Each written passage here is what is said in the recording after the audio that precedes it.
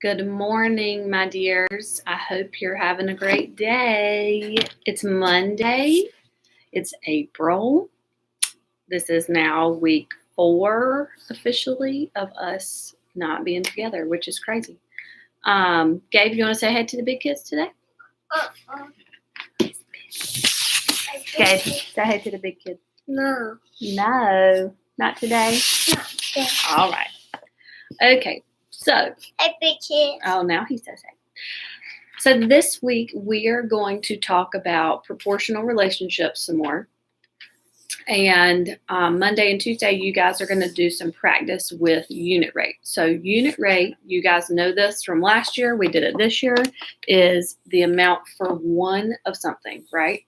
So there's multiple ways we can do this. So let's look at these two problems, and then you guys, when you do your practice, you can do it however you want, okay? So a recipe calls for 2 1/4 cup of frozen fruit. If the recipe serves 4, how many cups of fruit are needed to serve 1? Should be a question mark. Yeah, Mommy. Oh, Lord. All right. So, hey, buddy. So let's figure out what we need to find out. So we want to know how many cups, are needed to serve 1. So how many cups for 1 serving? Okay? All right. So let's write down what we know. We know that the recipe has 2 1/4 of a cup for 4 servings, right? 2 1/4 cup serves 4. All right? All we did was write down what we know. You're all right. And we wrote down what we need to find. We want to find the cups. So my favorite way to do this is as a proportion. So remember when we solve proportions, you cross multiply and then divide by whatever's left. So we would do 2 1/4 divided by 4. When we divide fractions and mixed numbers, we got to create that improper fraction. So 2 times 4 plus 1 is 9/4 times 4/1 becomes 1/4. Multiply fractions straight across, 9/16. Okay? Now, I want to do it the wrong way for you guys, just to kind of give you a, okay, let's make sure we get this, okay? So if I know I need this much for 4, I know I'm going to need less than 2.5 for 1 person. This is the wrong way to do it, okay? So our answer here is 9/16 of a cup, all right?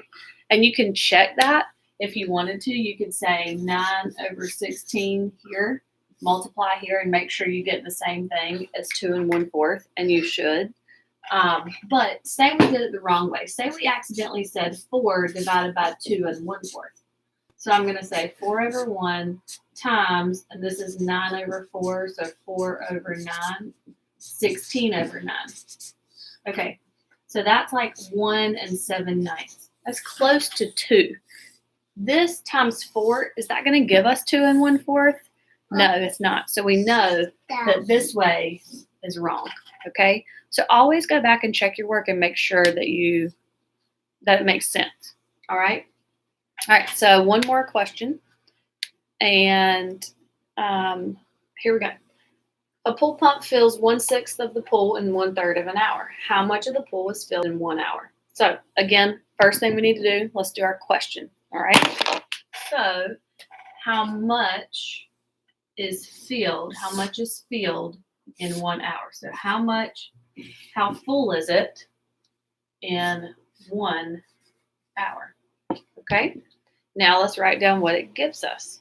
Okay, fills 1/6 of the pool, so 1/6 full in 1/3 hour. Okay, now we can do a proportion, cross multiply and divide, and do 1/6 times, divided by 1/3. So that means 1/6 times 3/1, which is 3/6, which is 1/2. All right.